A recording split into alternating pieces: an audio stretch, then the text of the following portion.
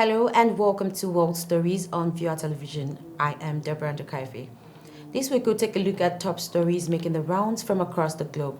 And the major highlights around the world include Uganda's school attack, also former Prime Minister and AC Milan owner has passed, and ethnic clashes happening in India. We're going on a quick break and when we return, World Stories continues.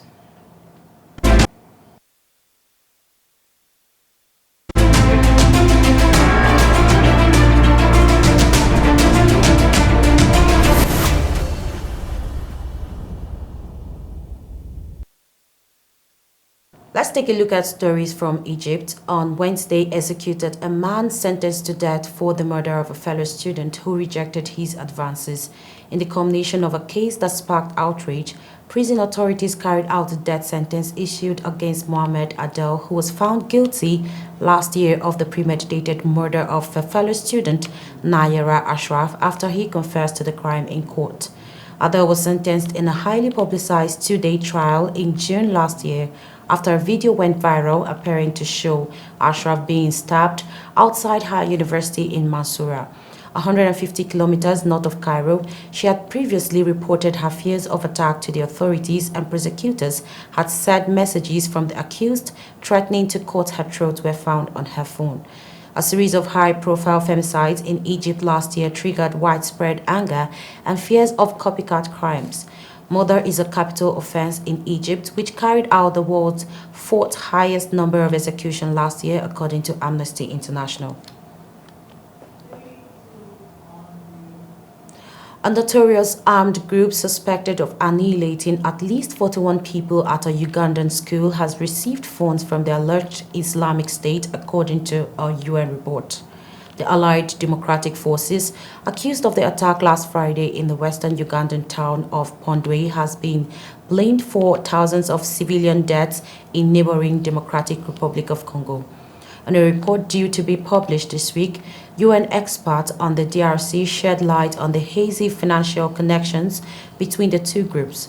The Islamic State has provided financial support to ADF since at least 2019 through a complex financial scheme involving individuals in several countries on the continent, emanating from Somalia and going through South Africa, Kenya, and Uganda. Officials said that 7 students at the Lubria secondary school were killed, and 17 in the Totman dormitory, and 20 students, female students, who ran but were hacked to death. 4 non-students were also killed. And on South Africa, South African President Cyril Ramaphosa has hailed an African mission to broker peace in Ukraine as historic upon returning from talks in Kyiv and St. Petersburg that, however, did not yield any immediate results. The high-profile delegation met with Ukrainian President Volodymyr Zelensky on Saturday before flying to Russia to speak with Russian counterpart Vladimir Putin. The mission brought the voice of a continent that has badly suffered from repercussions of the Ukraine conflict, particularly with rising grain prices.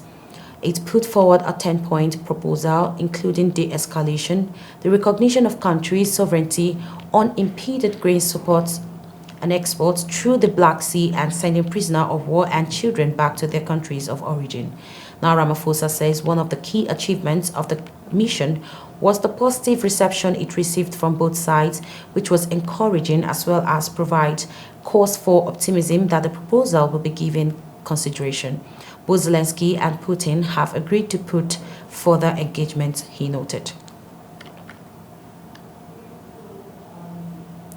On Thursday, in search of hundreds of refugees and migrants feared dead after their overcrowded fishing boats capsized and sank as they tried to reach Europe.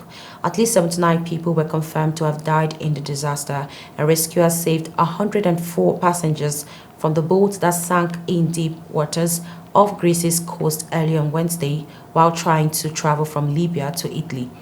Authorities fear that hundreds of others, including women and children, may have been trapped below deck. It's confirmed that if confirmed, that would make the tragedy one of the worst ever recorded in central Mediterranean. Now, away from the African scene, Philadelphia motorists endured long, frustrating commutes along clogged roadways on Monday morning, a day after a tanker truck fire caused an overpass on a major highway to collapse, forcing the closure of one of the U.S. East Coast busiest routes. A section of Interstate 95 was closed in both directions after the truck carrying gasoline caught on fire Sunday for no reason, for reasons that were not yet clear. No deaths or injuries had been reported by late Sunday, and early on Monday morning, local traffic reporters said bumper-to-bumper traffic was spotted near the collapse and along alternate routes, but it appeared that some commuters heeded the warnings to take public transportation and or stay at home. Former Prime Minister and AC Milan owner Silvio Berlusconi has died aged 86. Berlusconi, who was Prime Minister during 1994 to 1995, 2001 to 6, and 2008 to 11, had been suffering from leukemia and had recently developed a lung infection. He had suffered over the years from heart ailment and prostate cancer and was also taken to the hospital after a COVID-19 infection in 2020. According to Italian media, he died at San Raffaele Hospital in Milan. Israel's foreign minister donated hundreds of thousands of liters of water and over 10 tons of food to the victims of the destruction of the Nova Kauva Dam, the ministry announced on Monday. The state of Israel stands by the side of the Ukrainian people, said Foreign Minister Eli Cohen. Especially at this difficult time, we are coming to the rescue in order to provide immediate humanitarian aid for the benefit of the citizens affected by the collapse of the dam. I thank the Embassy of Israel in Ukraine and the IDF, the International Aid Agency of the State of Israel, and the Foreign Ministry for their mobilization for this important mission. Officials have confirmed that at least 9 people were shot dead in the remote northeast Indian state of Manipur, which is the latest incident in weeks of violence sparked by long-standing ethnic tensions. Manipur saw days of deadly clashes in May prompted by a dispute over access to government jobs and other perks. More than 100 people have died in the resulting unrest, during which mobs raided police stations and stole weapons, while tens of thousands of others fled their homes to seek safety. Unidentified gunmen stormed Kamelok village on the outskirts of state capital and shot indiscriminately at houses using sophisticated weapons. 10 others were injured in the attack and were taken to the hospital for treatment. An Iranian court has sentenced a man to death after convicting him of killing a powerful cleric in April, the judiciary have confirmed. Ayatollah Abbas Soleimani, a member of the Assembly of Experts that selects the country's supreme leader, was killed on April 26th inside a bank in Babosla city in the northern province of Mazandaran. The man convicted of his murder, who has not been named by authorities, was a security guard at the bank. And CCTV footage released by the media at the time showed the security guard wearing a blue and white jacket shooting the cleric from behind as he was sitting in a chair of the bank. Under Islamic law, the sentence of a kikas can be dropped if the victim's family agreed to spare the convict. 3 people were killed after a series of explosions caused by fireworks struck residential buildings in the northern Chinese city of Tianjin. We'll be going on a quick break, and when we return, World Stories continues.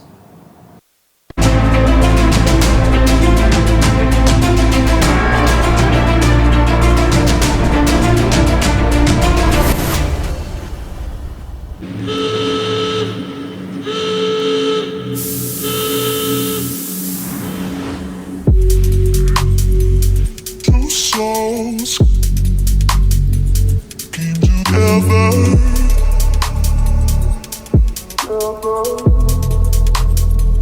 Came together.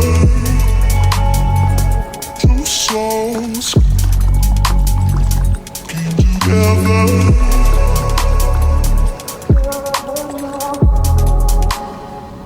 They're not right now.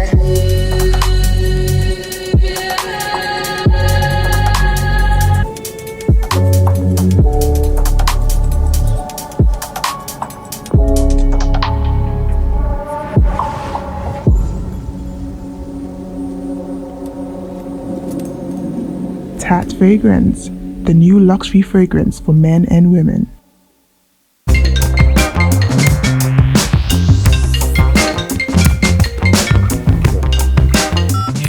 Good morning, gentlemen. I'm at the Envoy Hotel, Diplomatic Drive 305, here for a business weekend. It's been an amazing stay. Conference hall and business facilities here are stylish and innovative. The Envoy Hotel is luxury, esoteric, opulence, for ultimate comfort.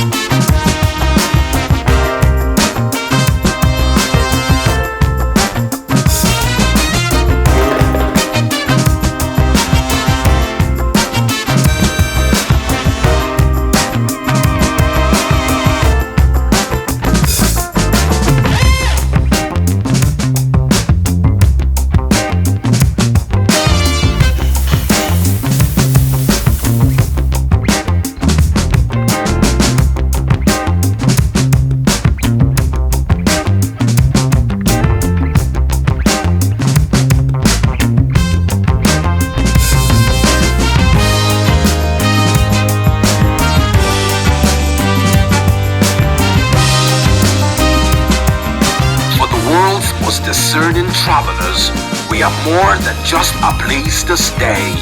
We are an icon of comfort, style, and thoughtful luxury. We are Envoy Hotel.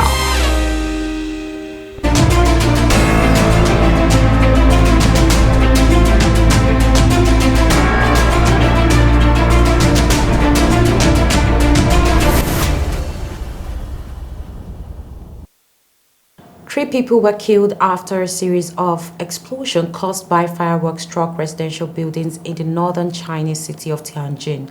The blasts, which occurred, are believed by authorities to have ignited by a 46-year-old man who has since been arrested. Several others were injured and were still being treated by emergency responders on Wednesday.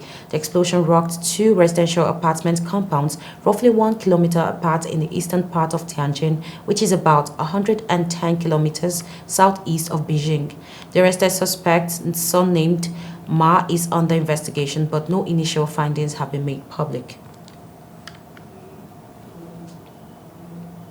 The NATO Defense Minister meeting continues with 4 allies joining the multinational ammunition warehousing initiative in Brussels. Ahead of the signing ceremony, NATO's Secretary General Jens Stoltenberg and the Ukrainian Ministry of Defense are set to deliver a statement.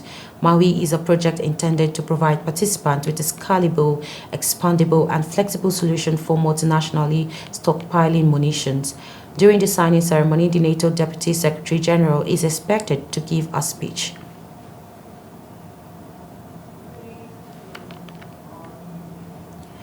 United Nations nuclear watchdog Chief Rafael Grossi has arrived at Ukraine's Moscow-occupied Zaporizhia atomic plant, a Russian official said.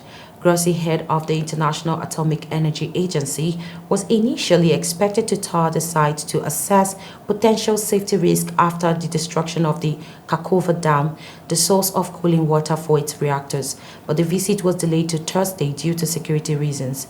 Since the conflict started, Grossi has warned of the potential for a nuclear accident at the plant where a permanent IAEA team is based.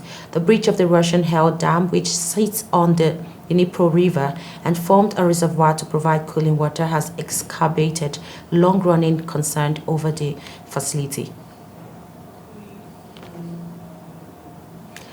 And now Pope Francis left the hospital after undergoing a hernia operation and headed to the Vatican, where his health will be under increasing scrutiny ahead of a busy summer.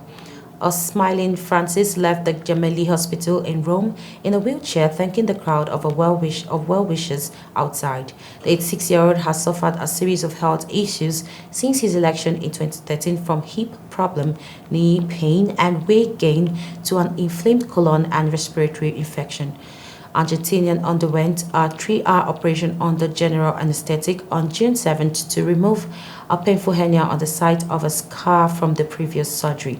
Doctor said he was cheerful on waking after last week's operation, cracking jokes with the medical team, and the hospital has published regular updates since then detailing his steady recovery.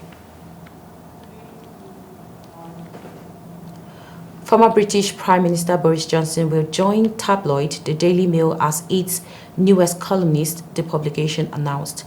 The new role has drawn ire from UK Parliament ethics official as its standard for ministers to vet their post-Downing Street roles with them first. The column is a reprisal of Johnson's pre-political career. Before running for Parliament in 2001, he wrote a column for the Daily Telegraph and was the editor of the Spectator news magazine. The Daily Mail announced the move on Twitter, calling Johnson one of the wittiest and most original writers in the business.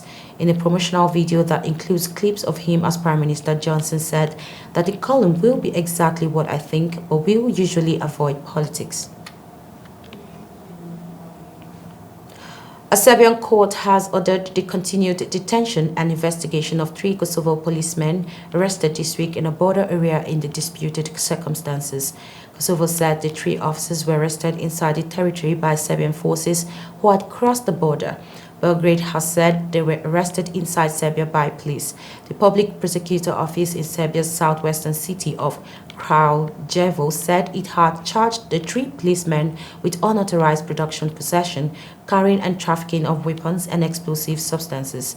A U.S. envoy called on Serbia to release the trial, saying the officers did not intentionally cross the border and the likely scenarios were that they were abducted from inside Kosovo or inadvertently crossed the boundary. The detentions were the latest in a series of incidents that have led to unrest in the area and raised concerns about renewed violence between Serbia and Kosovo. British MPs cast their judgment on damning report that found ex-Prime Minister Boris Johnson lied to Parliament about lockdown-breaking parties. A House of Commons debate about the report is being held on Johnson's 59th birthday, likely leading to the removal of his pass to access Parliament as Prime Minister Rishi Sunak struggles to remove the crisis-hit country on from his predecessor's many scandals. Johnson's and his swindling supporters have portrayed the report by the common privileges committed as a witch hunt and resigned as a member of the parliament just before its publication. But Sunak, who has promised to restore integrity to government, said its bipartisan members had done their work thoroughly.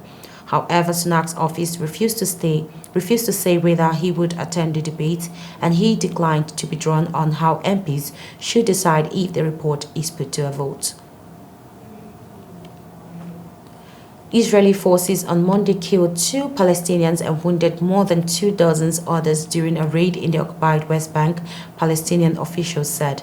Jenin's deputy governor, Kamal Abu Arab, revealed that the Israeli forces had launched the raid at around 4 a.m. Meanwhile, the Israeli army did not immediately provide any information on the raid in the northern West Bank city when contacted. Israel has occupied the West Bank since the 1967 Six-Day War, and its forces regularly launch incursions into Palestinian cities which are nominally under the control of President Mahmoud Abbas' Palestinian Authority.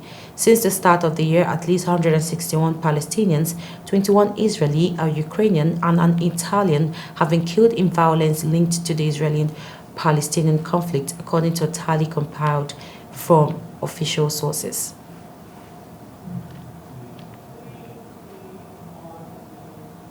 And that's all on World Stories. Many thanks for watching. I am Deborah Ndukaifi. Please stay tuned and enjoy the rest of our programs.